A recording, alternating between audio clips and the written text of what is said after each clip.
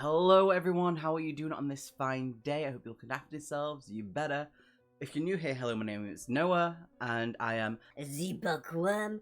Today we're going to talk about Call of Cthulhu, Alone Against the Static, which is a solo 1990s adventure written by Brian Holland. This was also released in 2023. Originally when I first saw this was going to be released, I was really excited about it, and then I kind of forgot about it until recently when I decided to start doing like a themed month, and I was like, this is the month. But we're just going to dive into this. We literally just did a live playthrough of one of the characters, and we experienced some stuff, so we're just going to talk about this. So, normally in the Alone Against series, you sometimes get to create your own character. For this one, that is not the case. You actually get the option of two characters you can play through. A male nurse named Alex and a female salesperson named Charlie who have been dating for 5 years. The best thing about them is that they have their own personality and quirks that you do get to experience as you play along. We played through Alex. Alex is a bit of a dick. Just my own personal opinion.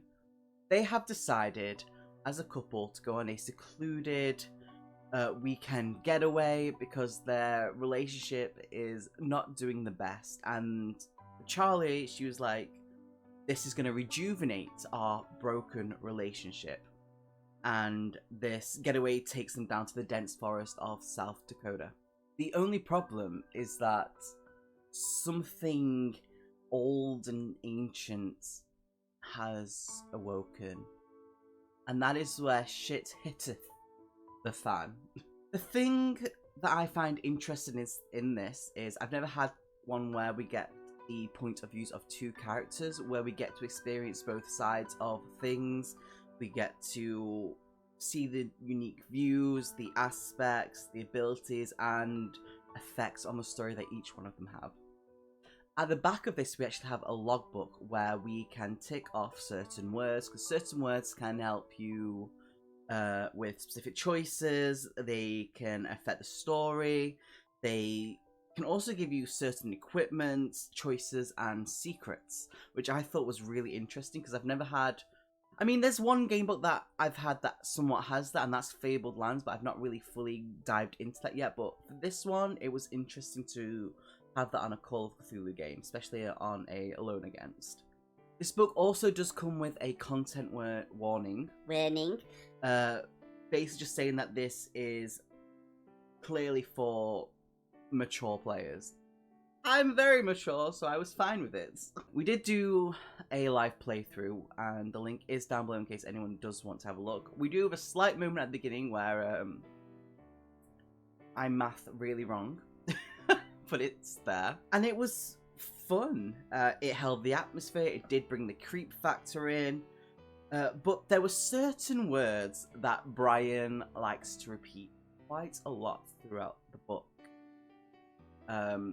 Moist wasn't used that much, but it was pretty much the word pines and pine needles. It was through, like, nearly every section went through at least once or twice. And while, yes, I understand why he's describing, like, the area and it can help with the atmosphere, after a few times of just reading the word pines and pine needles, it's like, okay, I get it, you don't need to keep saying it.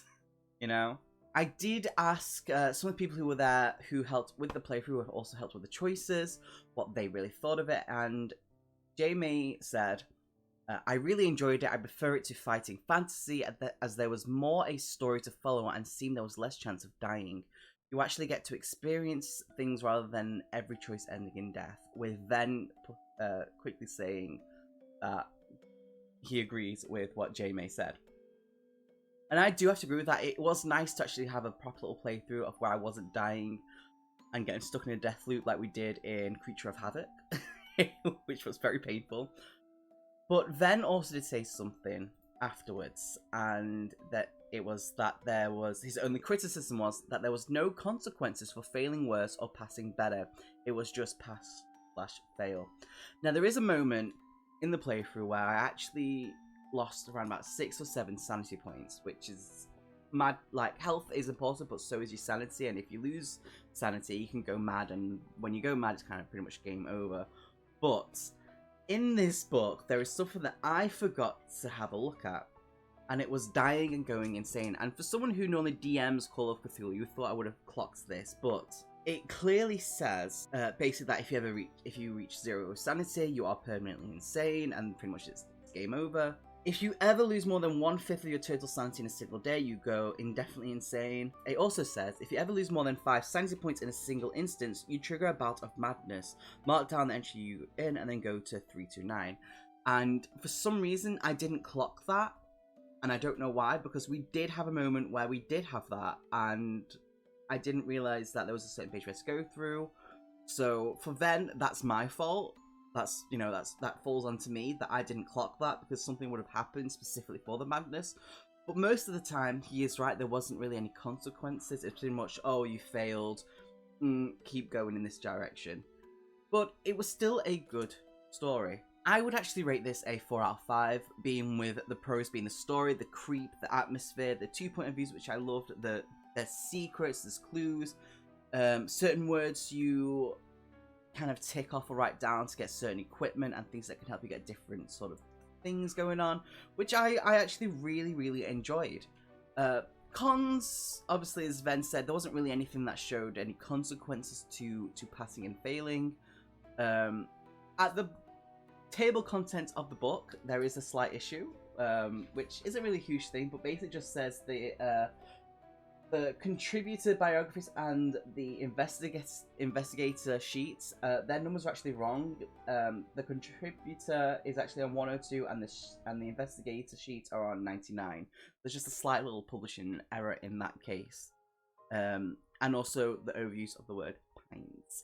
That's really it. So it's not a bad book. We did enjoy it. I actually am going to be doing a playthrough of Charlie next, because I want to see what her side is all about.